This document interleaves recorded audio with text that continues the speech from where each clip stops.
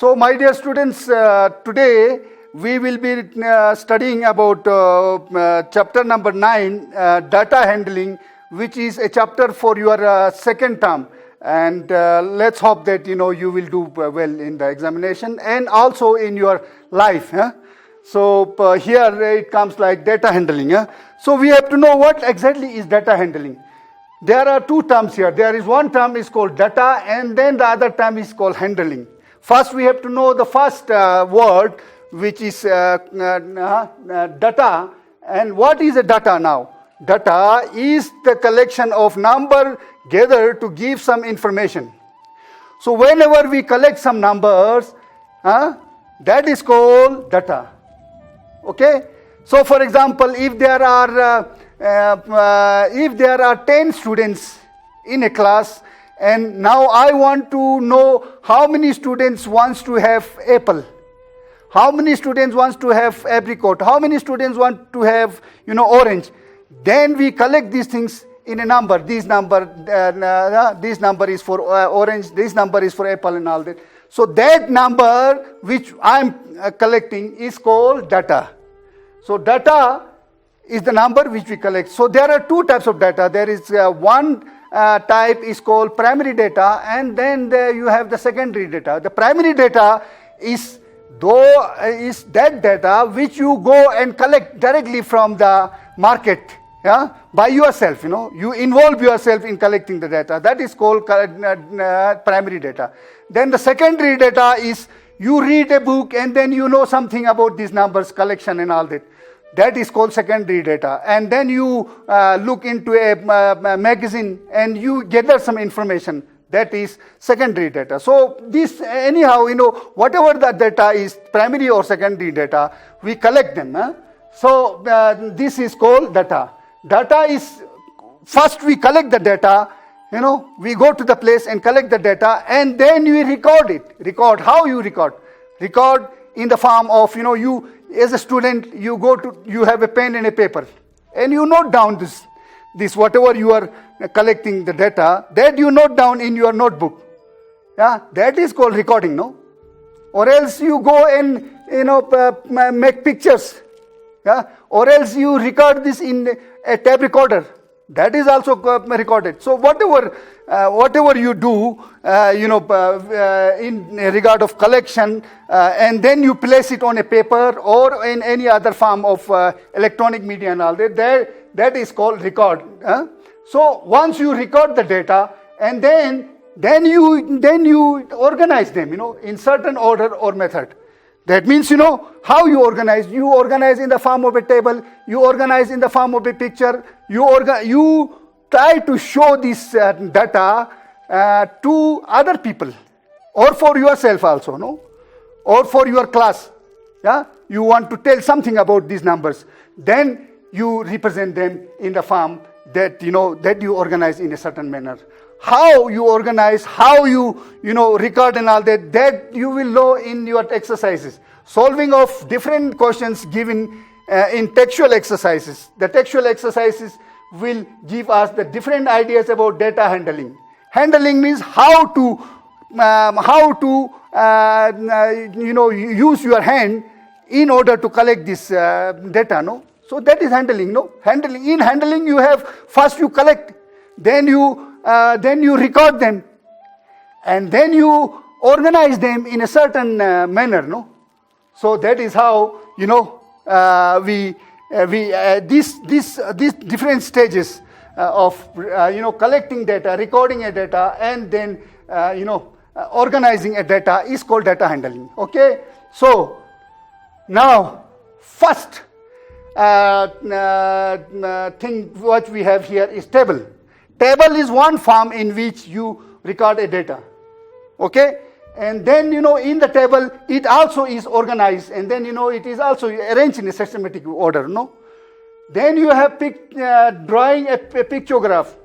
So, other form of how to represent a data is a pictograph. There are two different methods in drawing a pictograph. Pictographs can be drawn in two ways. How? They are as follows. One number is accurate assumption. Assumption means imagination. How you imagine, no? oh, this is that, that may be this. So this is how you call it assumption. So you assume that. Example, there is, you imagine, you think. Accurate. Accurate means exactly, exact thinking. So here example we have is like, if this one person, one figure of one person, represents 5 students. This is 5 students. And if you have, how will you represent 4 students? Now, for example, if you want to say 4 students, how will you show it? 3 students, 2 students, 1 student, how will you show? With this picture representation, I can say that this is 5. So we can make an assumption that, so we can think like this. How? This figure represents 5 students here. Okay? Now, if this figure has, one leg is missing. One leg is missing means one number is gone. One number is gone. Out of 5, one number is gone. How much is left now? There is 4 there. 4 students means one leg missing. Again, now 3 students means 2 legs are missing. Then you have like, or student, or then you have like, here, what do you have? Here. Then 2 legs are missing, 3 students. 2 legs and one more hand. One hand is missing. That means 2 students. Now, all 4 are missing. What? 2 legs and 2 hands are missing. That means 1 student, no? So when you have no person, that means that is 0, no? So 1 leg is missing means 1 number is gone. Then it becomes, from 5, it becomes 4. 2 legs are missing, 2 numbers are gone. That means from 5, 2 numbers are gone means 3. So in the same way, here it becomes 2 also like this. So this will show you exactly, exactly what the figure shows. Now, this is a rough assumption. Assumption again means thinking or imagination. Yeah, you imagine like this. Oh, this may be like this, this may be like that. So, yeah, this is an example where you have a rough assumption. Means that is not exactly what the picture shows. See, for example, this is this is a bulb. So when this one bulb represents 5 bulbs, one bulb represents 5 bulbs. So when you have like 2 bulbs, that means 5 plus 5 is 10. Now this is again, you see a partial picture. You see not incomplete picture. This incomplete bulb picture of a bulb represents 3. So when you look at this picture, you know that this can be 3, or this can be 3.5, or this can be 2.5, or this can be 4 also. So you don't know exactly, whether it is 4 or whether it is 3 or whether it is 2 or whether it is 2.1 or 2.3 or whatever it is. So that is why it is called rough assumption. So that assumption is not exactly what the picture shows. So now when you have this, now every time to draw pictures like this and then to show graph here, it is not possible. So that is why we use bar graph. And it is difficult also to make picture when there are trucks. If you make 10 pictures of exactly same picture of trucks, then it is, it will be like maybe about, it will take you 1 hour to draw the pictures, So it is time consuming and it is quite, difficult also, That is the reason why you use bar graph. So here it says like pictograph representation of data is quite time consuming. It takes, much time than when you make a bar graph. Bar graph is much more easier. And sometimes difficult too. That means it is, to make a picture of 10 trucks, it will take you like 2 hours or 3 hours. So that is, time consuming. The other method is bar representation of the data. So you represent data in the form of a bar, bar graph. You will learn how to draw bar graph in the textual exercises 9.3 and 9.4. There you will know about more of these things, about bar graph and all that in exercise number 9.3 and 9.4. Yeah. For example, now if I want to collect some data and then want to tell you what exactly a table can be. So I can tell you like this, no? See, for example, there are, people like this. For example, Angmo. You have some friends in your circle. So, for example, now I have one person called Angmo. So, what she likes maybe banana.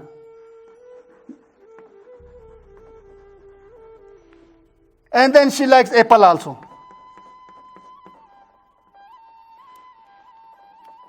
Then she likes orange. Okay, so this is how you collect 3 fruits you collect here for Angmo. Now there is another. Let us say Kunzes Angmo. There is another called Abdul Rahim. He likes apple. Yeah. Then he likes apricot. And he doesn't like orange, nothing. Yeah. That's all. Then you have one more person, for example, Ramesh Kumar. Again, he might like apple. He might like orange. And he likes banana.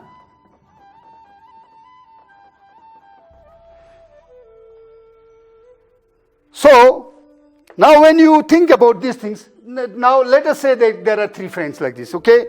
Now, if you want to put it in the table form, so we can make a table like this. For example, we make a table of for these 3 friends.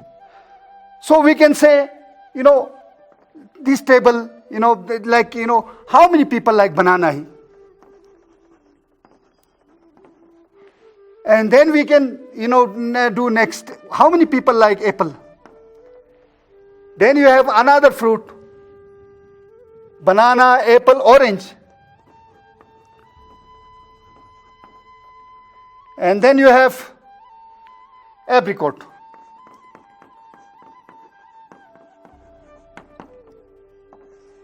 Now, if you want to show how many people like banana. So, how many banana? This table you either can, see.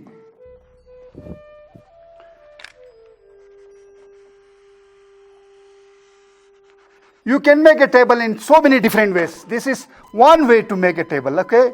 So, we can say that, how many people like how many bananas, will be here now. See, Kunzes one banana, okay? Kunzes one banana. Then again, Ramesh also one banana. So there are 2 bananas.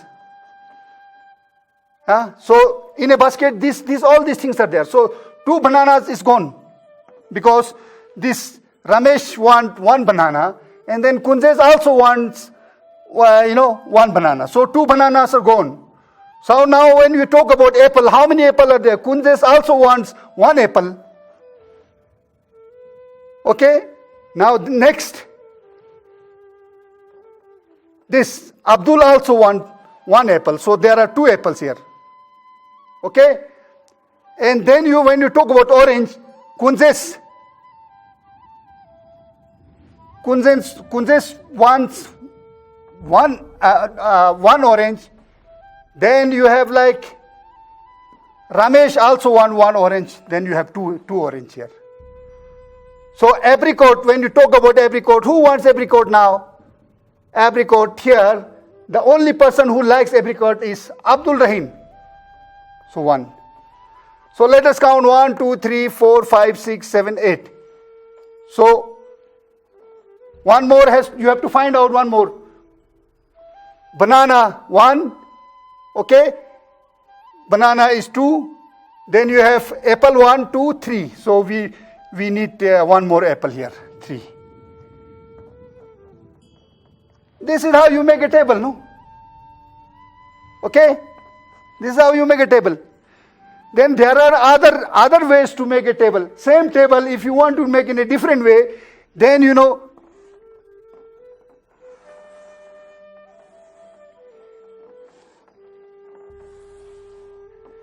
Now I write banana, apple, orange. Then you write apricot. And then here you write telemark. Telemark. Okay? So this is, or you can say also frequency, no? That is a frequency table. Here, if you want to write, this is what? This is a frequency table, okay? The above table is a frequency table. We can say like that. Huh? So, telemark. So, if you want to say telemark here, so name of the fruit. Huh? These are fruits here. Now, telemark. Now, how many bananas? We have to count how many bananas are here. There are 2 bananas. This is 2. Okay, telemark you do like this, no? Set the 2. Then you have apple. How many apples? 3 apples. 1, 2, 3. 3. Then you have how many oranges? 2 oranges. 1 and 2. 2. Then you have how many apricot? You have 1 apricot. 1. So when you do this telemark, you have 1, 2, 3 and all that. And then if you want to write 5, how do you write 5 here? 5 you can do 1, 2, 3, 4 and 5. This is number 5. Okay? Is equal to number 5. You can write like that. Huh? So if you want to write 6, how you do? 1, 2, 3, 4, 5 and then 6. This is 6.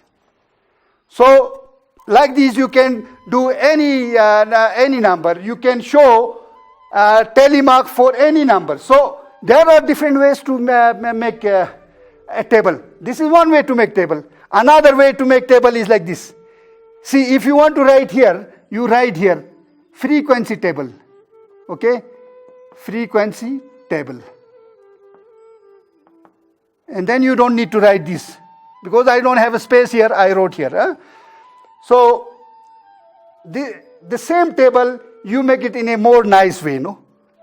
So, this is how you represent. In mathematics, you represent like this in the form of a frequency table. And then, when you are talking about pictograph, I already showed you like this. Now, when you do this exercise 9.1 and 9.2 and all that, in 9.1, we will know about how to make these kind of tables. And then in 9.2, there we will know how to do this pictograph and all that. Yeah? So that is in the textual exercises. When we do it, we will be sure about how to draw these things. And then when you go for bar graph, these are all things which I explained to you, exercise 9.3 and 9.4. So I don't need to tell much about all these things. I tried to explain to you. There are, one way is to represent the data in the form of a table. The second form is pictograph, and third form is a bar graph. So these are 3 things which we will discuss in the coming lessons. And for today, I think this is enough. And I hope that you will